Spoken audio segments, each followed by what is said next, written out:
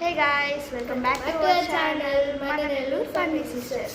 ముందుగా అందరికీ పరాభవనామ సంవత్సర ఉగాది శుభాకాంక్షలు.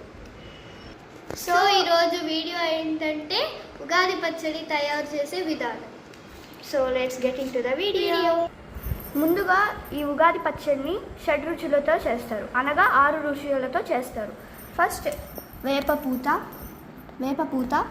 బెల్లం, చింతపండు, పచ్చిమిర్చి, ఉప్పు, మామిడికాయ. ముందుగా నానబెట్టుకున్న చింతపండు రసాన్ని వేసేద్దాం. ఇది మనకి పులుపునిస్తుంది. తర్వాత వేపపూత వేసేద్దాం. ఇది చేదు.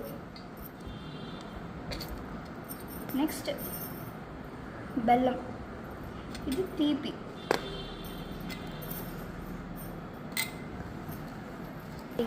కారం కోసం పచ్చిమిర్చి, తర్వాత ఉప్పు,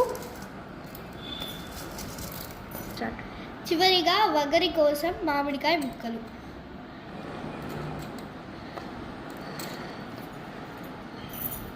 ఇవన్నీ కలిపితే మనకు ఉగాది పచ్చడి తయారవుతుంది.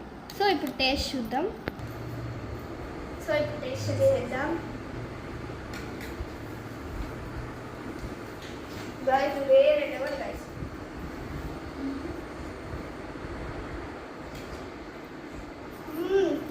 Super guys.